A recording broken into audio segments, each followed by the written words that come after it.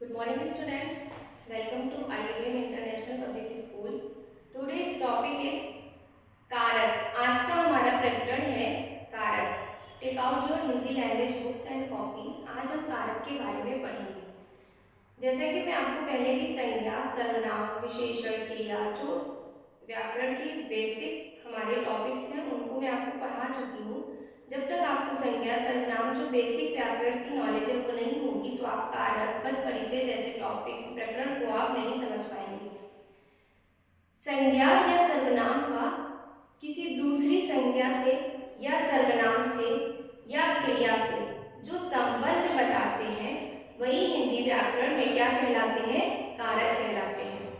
क्या होता है कारक? जो किसी संज्ञा का दूसरी संज्ञा से या सर्वनाम से या क्रिया से संबंध यानी रिलेशन बताता है वो हिंदी व्याकरण में कारक कहलाता है. परिभाषा देखिए, संज्ञा या सर्वनाम का किसी भी क्रिया से अन्य संज्ञा यानी कोई दूसरी भी संज्ञा आपको वाक्य में मिल सकती है या सर्वनाम शब्दों से वाक्य में जो संबंध बताए उसे कारक कहते हैं.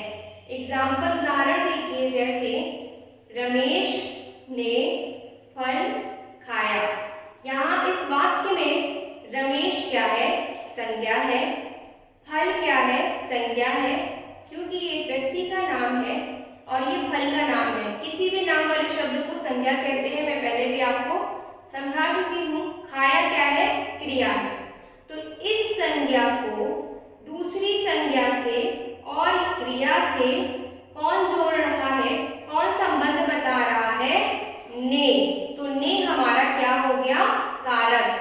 क्योंकि कारक की परिभाषा मैंने आपको क्या बताई कि जो किसी संज्ञा का दूसरी संज्ञा से या क्रिया से या सर्वनाम से संबंध बताता है वही हमारा क्या कहलाता है बच्चों? कारक. तो यहाँ मैंने अंडरलाइन रेखांकित कर दिया है. इस वाक्य में रमेश ने फल खाया में आपका कारक क्या है? ने. Understand everyone?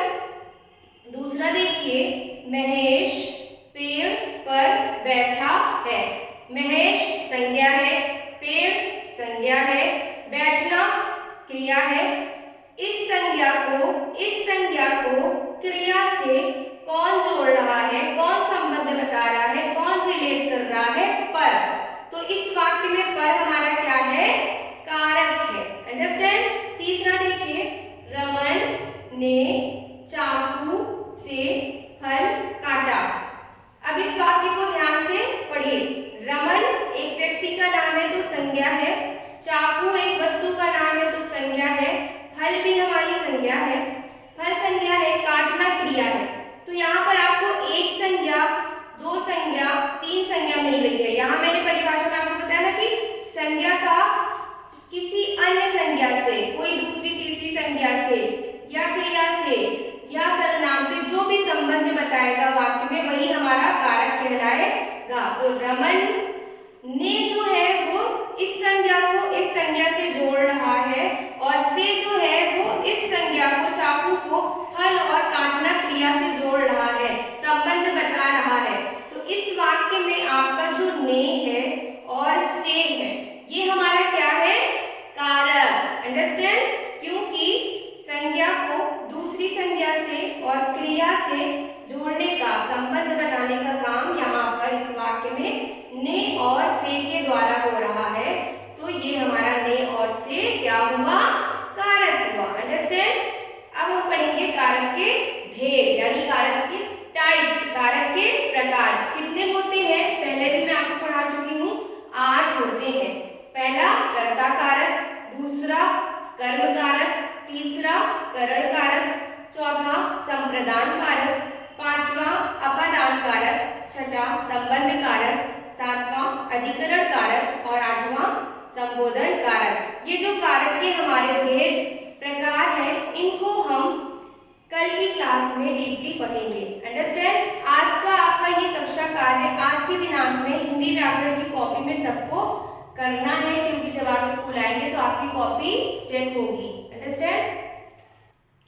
Okay students, I hope आपको समझ में आ गया होगा.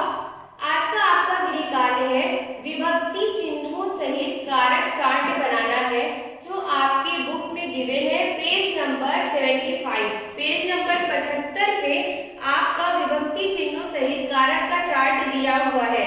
जैसे आपके 8 कारक होते हैं, मैंने बताया कर्ता कारक, कर्म कारक, करण कारक।